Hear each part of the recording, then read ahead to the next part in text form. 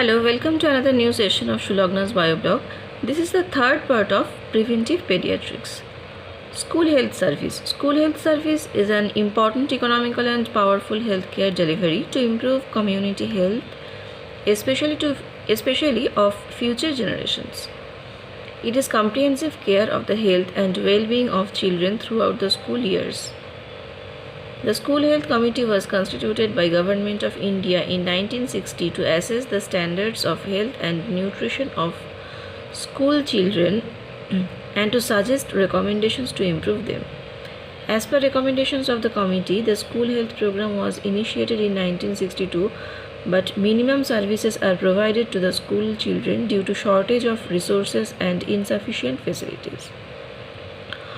অর্থাৎ school children যারা অর্থাৎ যারা স্কুল গোয়ার্স স্কুলে যায় যারা তাদের সে সমস্ত বাচ্চাদের শরীর স্বাস্থ্য কেমন আছে সেটা কিন্তু দেখা অত্যন্ত জরুরি এবং সেই জন্য গভর্নমেন্ট অফ ইন্ডিয়ার নিয়ম অনুযায়ী এই স্কুল গোয়ার বাচ্চাদের স্বাস্থ্য পরীক্ষাটা কিন্তু স্কুলেই হয়ে থাকে। School going age is relatively safe from health point of view. Health problems of school children may vary with local health problems, cultural practices, socioeconomic status and available resources. The common health problems which require special emphasis include malnutrition, for example PEM, nutritional anemia, vitamin A deficiency, etc., infectious diseases, intestinal parasitosis, skin disease, dental caries and diseases of eye and ear. Presently, reproductive tract infections or sexually transmitted infections are requiring special attention in relation to adolescent health. অর্থাৎ school going যে সমস্ত children আছে তাদের কিন্তু local health প্রবলেমটা খুব বেশি হয় এবং সেই কারণে তাদের ম্যালনিউট্রিশন হচ্ছে কি না অর্থাৎ পিএম মানে প্রোটিন এনার্জি ম্যালনিউট্রিশন অ্যানিমিয়া বা ভিটামিন বি এ ডেফিসিয়েন্সি কিছু হচ্ছে কি না, ইন্টেস্টাইনে কোনো প্যারাসাইট রয়েছে কিনা, অর্থাৎ ইন্টেস্টাইনে যদি প্যারাসাইট থাকে তাহলে কিন্তু বাচ্চাদের প্রচণ্ড পেট ব্যথা হয়, ইনফেকশাস কোনো ডিজিজ আছে কিনা যে কোনো ধরনের, সেটা সর্দি কাশি জ্বর বা অন্যরকম ইনফেকশনও হতে পারে, স্কিন ডিজিজ অর্থাৎ স্কিনে প্রচুর ইরিটেশন চুলকনি, ডেন্টাল ক্যারিজ অর্থাৎ দাঁতের মধ্যে এরকম ছোটো ছোটো গর্ত মতো হয়ে যায় যেটাকে ডেন্টাল ক্যাভিটিও বলা হয় সেটা, আর চোখের অর্থাৎ তারা বলতে পারছে না কিন্তু হয়তো চোখে দেখতেও পারছে না ঠিকঠাক মতন, সেই চোখের আই টেস্টিংটা রেগুলারলি হওয়া উচিত। ইয়ারে কানে হয়তো শুনতে সমস্যা হচ্ছে সেটা সে লজ্জায় বলতে পারছে না বা হয়তো সে জানেও না, অ্যাওয়ারনেসটাও তার নেই, সেজন্য কিন্তু আই এবং ইয়ার চেক আপও অত্যন্ত জরুরি। Presently reproductive tract infections or sexually transmitted infections are requiring special attention in relation to adolescent health. অর্থাৎ যে সমস্ত স্কুল গোয়িং চিলড্রেন যারা একটু বড় বয়সের দিকে অর্থাৎ যারা অ্যাডোলেসেন্ট পিরিয়ডের দিকে যাচ্ছে তাদের কিন্তু সেক্সুয়ালি ট্রান্সমিটেড ইনফেকশন কিছু হচ্ছে কিনা সেই বিষয়েও খেয়াল রাখা উচিত। Objectives. The objectives of school health services are as follows: the promotion of positive health, the prevention of disease, early diagnosis, treatment and follow-up of defects, increasing health awareness in children about good and bad health, the provision of healthful environment. Aspects of school health service. The school health service may vary according to local priorities. Some important aspects of a school health service are as follows: health appraisal of school children and school personnel, remedial measures and follow-up, prevention of communicable diseases, healthful school environment, nutritional services, first aid and emergency care, mental health, dental health, eye health, health education, education of handicapped children, maintenance of school health records. এইগুলো কিন্তু সমস্ত কিছুই school health সার্ভিসেসের মধ্যে পড়ছে। তো এগুলোর মধ্যে প্রত্যেকটা একটা করে ডিসক্রাইব করা হচ্ছে। ফার্স্ট হচ্ছে health appraisal should be done. Health appraisal should be done for the students by periodic medical examination and daily morning inspection by the class teacher. Health appraisal of teachers and other personnel is also necessary. Medical examination to be done for each and every child at the time of school entry and thereafter every 4 years or less. Basic investigations like urine, stool and blood tests should also be done. Recording of weight and height should be done quarterly and vision testing annually. Daily morning inspection helps to detect any deviation from normal health status or changes in child's appearance or behavior that suggest illness or improper growth and development. A teacher should be trained about the common health problems of children during basic training and later in service training courses. তাহলে health অ্যাপ্রেজালের মধ্যে আমরা কি দেখছি যে প্রত্যেক 4 বছর অন্তর অন্তর মেডিকেল এক্সামিনেশন হওয়া দরকার, বাচ্চার তার ইউরিন, স্টুল, ব্লাড টেস্ট থরলি করা দরকার এবং হাইট ওয়েট এই রেশিওটা ঠিক আছে কিনা সেটা দেখার জন্য height check up, weight check up দরকার। আর মানে ফার্স্ট ডেইলি মর্নিং ইন্সপেকশন, অর্থাৎ তার কোনো শরীরের সমস্যা হচ্ছে কিনা, যেটা অনেক সময় বাচ্চারা বলতে পারে না, সেগুলো কিন্তু অবশ্যই অ্যাসেস করা উচিত। Remedial measures and follow-up. Appropriate treatment and follow-up should be arranged after medical checkup. Special clinics should be conducted for school children at primary health centers in the rural areas and in dispensaries or in one of the selected schools in the urban areas. Special attention should be paid to dental, eye and ENT problems. There should be provision for referral along with further investigations and treatment of the specific problem. তাহলে প্রথমে দেখতে হবে health appraisal, অর্থাৎ detect করা উচিত যে কোনো সমস্যা হচ্ছে কিনা বাচ্চার। যদি বাচ্চার কোনো সমস্যা হয় তাহলে তাকে ইমিডিয়েটলি কোনো ক্লিনিকে নিয়ে যাওয়া উচিত বা হেলথ সেন্টারে নিয়ে যাওয়া উচিত, সেই থরো চেক আপ করে সেই প্রবলেমগুলো সলভ করার জন্য। Prevention of communicable diseases. Immunization program should be planned for the prevention of common communicable diseases. অর্থাৎ ইমিউনাইজেশন অবশ্যই করতে হবে। কী কী কমিউনিকেবল ডিজিজ রয়েছে তার মধ্যে tetanus, typhoid, hepatitis B etcetera. Record of all immunizations should be maintained and this record should accompany the school living certificate. তাহলে এই যে রেকর্ডটা করা হলো এটা কিন্তু স্কুল লিভিং সার্টিফিকেটের সঙ্গে অবশ্যই অ্যাটাচ করে দেওয়া উচিত। Healthful school environment. A healthful school environment with good sanitation is essential requirement for the best emotional, social and personal health of the students. The school should be located centrally with approaching roads but at a far distance from busy markets, cinema house, factories, etc. The school campus should be fenced and free from dampness or any other hazards. The land must be high and properly drained. Playground should be made available for the students. অর্থাৎ school একটা proper লোকেশনে হওয়া উচিত। খুব বাজারের মধ্যে বা cinema hall রয়েছে, যেখানে ফ্যাক্টরি রয়েছে, সেরকম অস্বাস্থ্যকর পরিবেশে কখনোই স্কুল তৈরি হওয়া উচিত নয়। স্কুল ক্যাম্পাসকে সবসময় ফেন্সিং করা উচিত, অর্থাৎ উঁচু দেওয়াল বা বেড়া তো এখন চলে না, ফেন্সিং অর্থাৎ উঁচু দেওয়াল দিয়ে সেটাকে ঘিরে দেওয়া উচিত।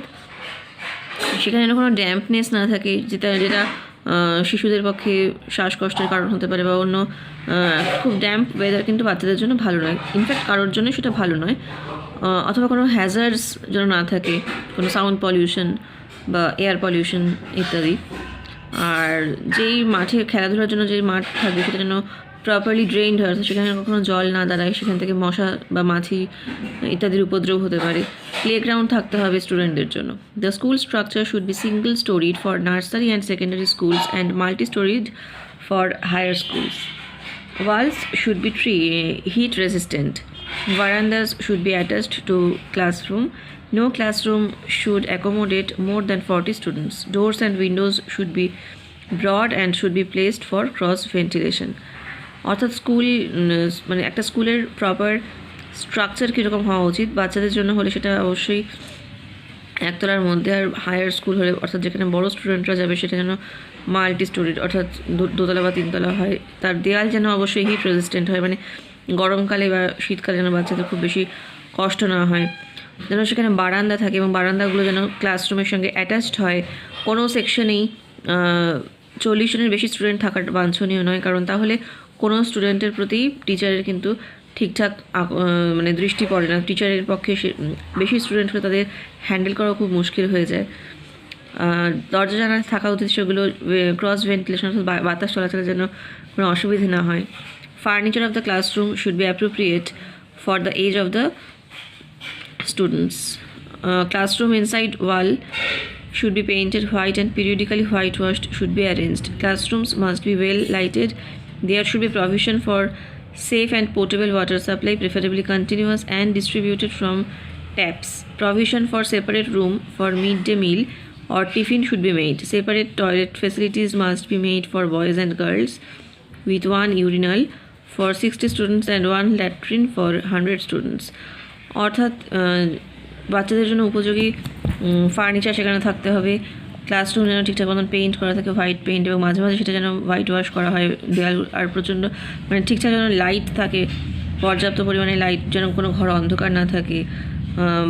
স্টুডেন্টদের জন্য যেন সেফ ড্রিঙ্কিং ওয়াটার থাকে, এবং টয়লেটের ব্যবস্থা যেন ঠিকঠাক মতন থাকে। মিড ডে মিল অথবা টিফিন খাওয়ার জন্য প্রপার বন্দোবস্ত থাকে, সেগুলো সবই কিন্তু নজর রাখা উচিত। Nutritional services. Diet for the school children should receive first attention for the maintenance of optimum health. Nutritional disorders are widely prevalent among school children. To prevent malnutrition and improve the health of school children, it is now accepted procedure to provide a good nourishing meal to school children. Midday school meal can be brought from home or provided by the school on a no profit no loss basis. UNICEF assisted applied nutrition program or specific nutrients supplementation may also available to the school children. অর্থাৎ বাচ্চাদের যেন টিফিনে বা দুপুরের খাবারের যেন কোনো ঘাটতি না হয় নিউট্রিশনে, সেদিকে নজর রাখতে হবে। সেটা হয়তো বাচ্চারা বাড়ি থেকে টিফিন নিয়েও আসতে পারে, অথবা মিড ডে মিলের ব্যবস্থা কিন্তু করা যেতে পারে। মোদ্দা কথা হলো বাচ্চাদের যেন নিউট্রিশনের কোনো ঘাটতি না হয়, বা দুপুরবেলার খাবার যেন কখনোই মিস না যায়। First aid and emergency care.